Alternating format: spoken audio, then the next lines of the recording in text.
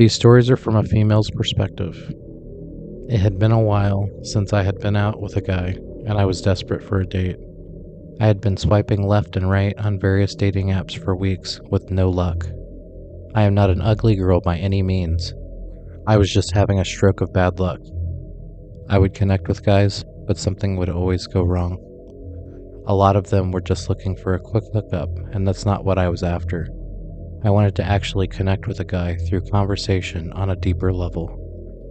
I understand it can be tough for guys to think like that, but I was holding out. When I finally connected with a guy named David, I was thrilled. David was very good looking, maybe too good to be true. People lie all the time about their pictures, so this could be fake.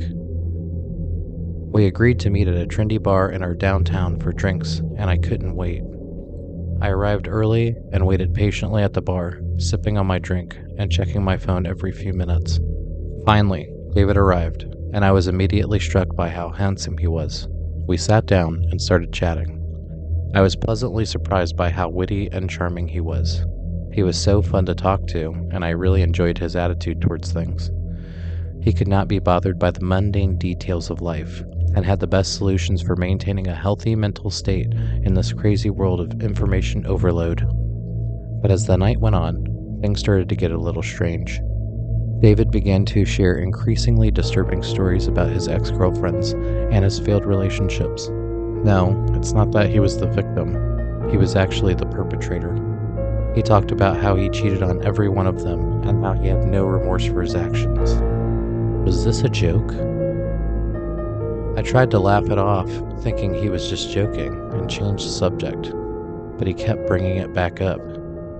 I started to feel uneasy and uncomfortable, but I didn't want to be rude and leave. A few things were going through my mind. Does this guy think he's being funny? Is he so egotistical that he thinks I like him more because he's able to have such control over women? Is he dumb or is he crazy? As the night wore on, David's stories became more and more disturbing. He told me how he used to get his ex-girlfriends drunk and take advantage of them. He even bragged about how once he had slipped a girl something and taken pictures of her unconscious body. This was the last straw. I couldn't listen to any more of this. I was horrified and couldn't believe what I was hearing. I knew I had to get out of there as soon as possible. I waited for the right time and excused myself to the bathroom, and then snuck out the back door. David tried to call me, but I blocked his number. I never heard from him again. He must have moved on to the next girl. Sometimes in conversation, people say crazy, off-the-wall things. Maybe sometimes what they're saying is true.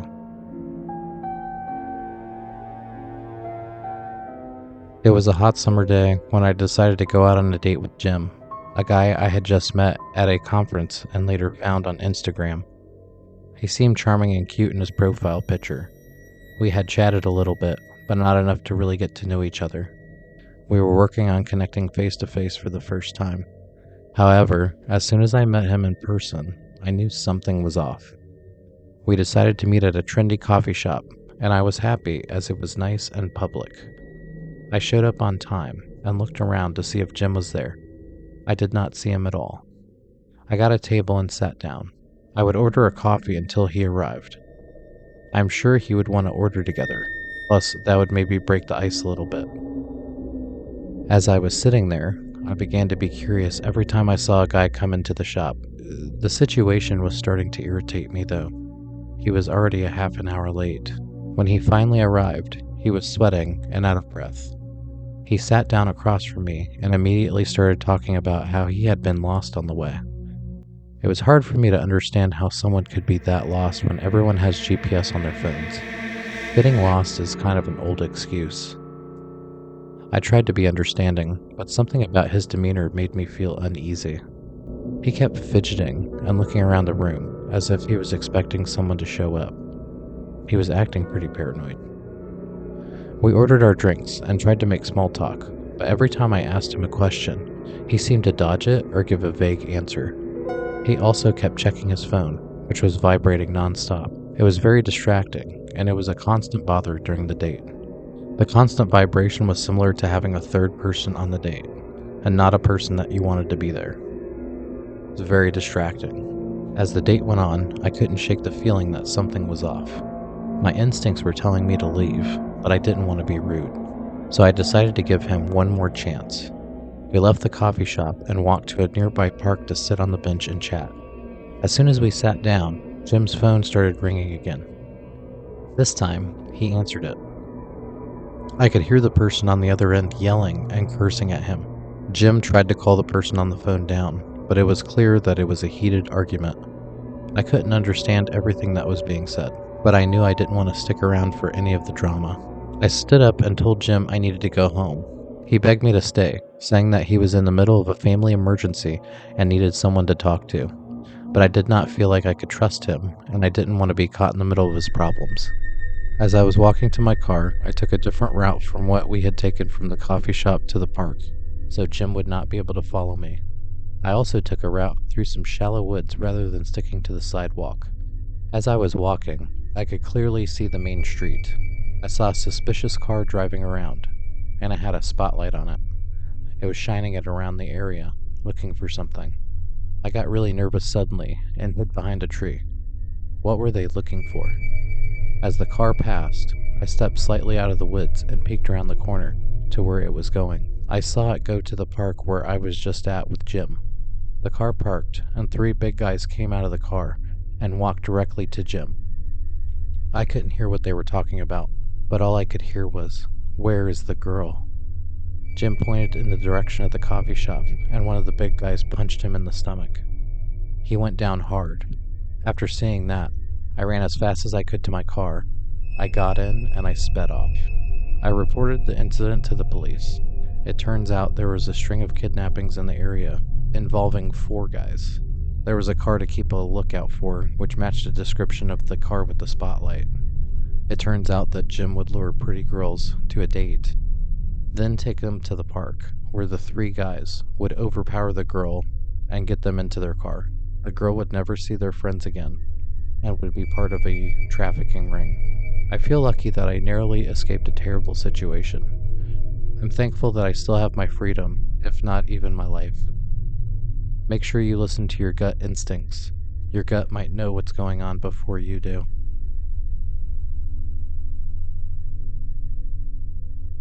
It was a typical Saturday night when I decided to try my luck with online dating.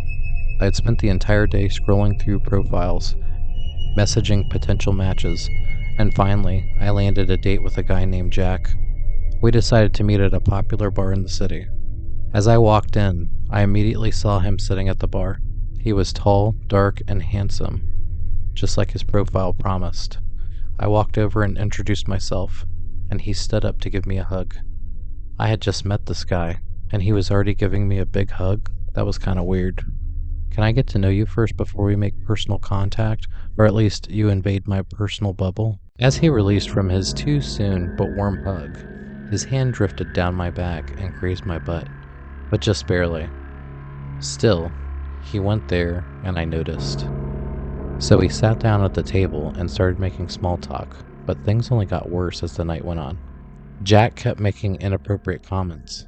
He would talk about how my shirt was so tight-fitting on me and could see all of my features. Things like that.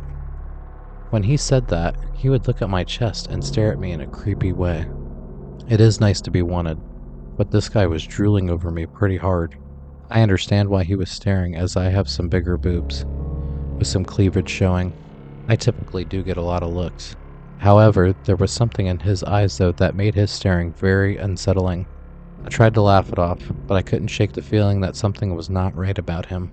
As we were finishing our drinks, Jack suggested that we go back to his place. I quickly declined, saying I had an early morning the next day. He seemed disappointed, but I was relieved to be getting out of there finally. I was uncomfortable with him in a public place, so I was not about to be alone with him privately. I said, I had fun, but I need to get going. He went in for another hug, and I put my hand out and said, I don't do hugs. This is not a lie. I am not a very affectionate person. Maybe this will change someday, but for now, no hugs. I said goodnight and turned around to leave. As I was leaving, Jack grabbed my arm hard and leaned in close, his hot breath on my neck. You're not really going home, are you? He whispered. I know you want to come back to my place." I pulled away and smashed the closest bottle over his head. As he was writhing in pain, I walked out the door and left him there bleeding. "Don't grab me like that or you'll regret it." Now Jack knows more about me. That was the last time I ever tried online dating. When you're in a desperate mood, when you're feeling lonely, you only attract others in desperate moods as well. Do your best not to be desperate.